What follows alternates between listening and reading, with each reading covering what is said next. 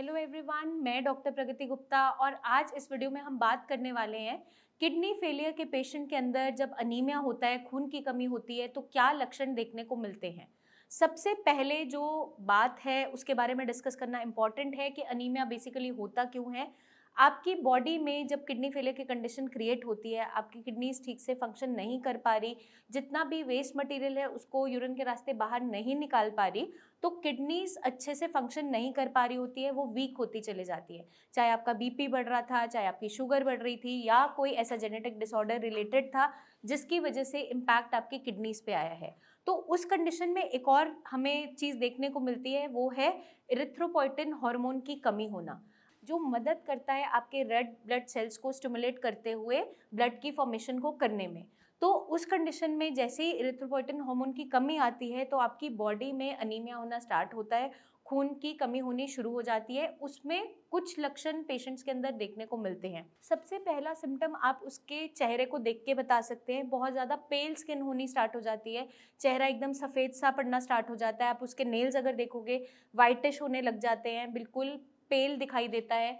साथ के साथ पेशेंट क्या कंप्लेन करेगा, मैम थोड़ा सा भी चलता हूँ या सीढ़ी चढ़ता हूँ, थोड़ा भी वॉक करने पे सांस बहुत ज़्यादा फूलना स्टार्ट हो गया है। गर्मियों में भी पेशेंट ठंड लगने की कंप्लेन करता है। तो उस कंडीशन में पेशेंट सिवियर अनीमिक कंडीशन के अंदर देखने को मिल जाता है। साथ के साथ पेशेंट और भी कुछ कंप्लेंट्स करता है, वो है चेस्ट में पेन, बहुत ज़्यादा थकावट होना, वीकनेस होना, मसल एक्स बहुत ज़्यादा होना। जो सिम्टम्स हैं वो आपके अनीमिया के साथ देखने को मिलते हैं। किडनी फेलियर के कंडीशन के अंदर हम चाहते हैं कि ये सारे लक्षण हमें देखने को ना मिले, तो हमें क्या करना होता है, इरिथ्रोपोइटिन हार्मोन की सप्लीमेंटेशन करनी पड़ती है बाहर से। वो आपकी होती है इंजेक्टेबल फॉर्म के थ्रू, इंजेक्शंस आते हैं जिसकी मदद से आपका बॉडी में हम इरिथ्रोपोइटिन को इंजेक्ट करते हैं सबक्यूटेनियसली स्किन के अंदर, और वो क्या मदद करता है, आपके ब्लड फॉर्मेशन को इन्हांस करता है, स्टिमुलेट करता है। और आपका जो हीमोग्लोबिन कम आ रहा होता है, जब भी आप ब्लड टेस्ट करवाते हैं उसके अंदर हीमोग्लोबिन चेक करवाते हैं, अगर वो बहुत लोअर साइड आ रहा है, 6 आ रहा है, 7 आ रहा है, या कभी कभार पेशेंट का 4-5 भी होना स्टार्ट हो जाता है, इस कंडीशन तक हमें पहले तो पेशेंट को पहुंचने ही नहीं देना है। जैसे ही आपका 8-9 आ रहा है, आप अवेयर हो जाइए, सतर्क हो जाइए, और वहीं से डॉक्टर्स मोस्टली आपको सप्लीमेंट करना स्टार्ट कर देते हैं एरिथ्रोपोइटिन हार्मोन के इंजेक्टेबल्स के थ्रू। बट कभी कभार पेशेंट क्या करता है, पेशेंट डॉक्टर की बात ना मानते हुए उन इंजेक्शंस को नहीं लेता, और उस कंडीशन में वो एक ऐसी स्टेज में लैंड करता है जहाँ पे उसका हीमोग्लोबिन बहुत कम होता चला जाता है।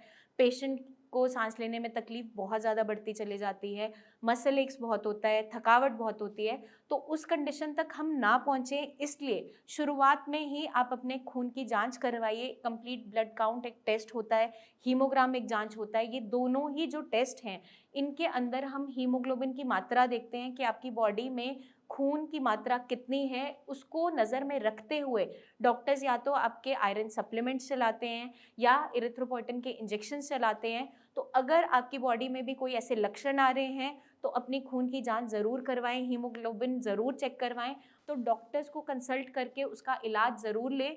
क्योंकि इन फ्यूचर अगर हम इसे लॉन्ग टर्म चलते रहने देते हैं, आपका उठना बैठना चलना फिरना मुश्किल होता चला जाता है, क्योंकि आपकी बॉडी में जो न्यूट्रिएंट्स जाने चाहिए वो प्रॉपर मात्रा में नहीं जा पाते, क्योंकि आपकी बॉडी में खून की कमी होती चले जाती है। तो अगर हम चाहते हैं हमारी किडनीज भी रिपेयर लें, साथ में जो कंडीशन हमारी ख़राब होती चली जा रही है, क्रिएटिनिन बढ़ता चला जा रहा है, उसको भी हम कंट्रोल में लाना चाहते हैं, तो आपका हीमोग्लोबिन सही होना बहुत इंपॉर्टेंट है।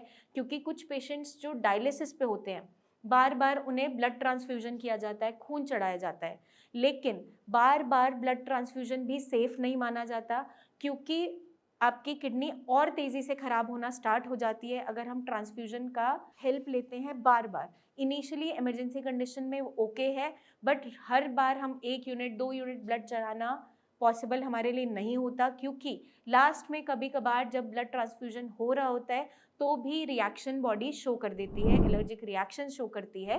तो वो सारी कॉम्प्लिकेशंस ना बने, इसलिए आप शुरू से ही सतर्क रहें, इन लक्षणों को इग्नोर ना करें। अगर ये हमें सिम्टम्स दिख रहे हैं तो अपनी जांचें ज़रूर करवाएं, डॉक्टर से ज़रूर मिलें। आपके माइंड में कोई भी डाउट्स हैं, क्वेश्चंस हैं, ज़रूर पूछिए। कमेंट करके आप पूछ सकते हैं। नीचे दिए हुए नंबर्स पे आप टीम ऑफ डॉक्टर से खुलकर बात कर सकते हैं। कोई रिपोर्ट शेयर करना चाहें वो भी व्हाट्सएप के द्वारा शेयर कर सकते हैं।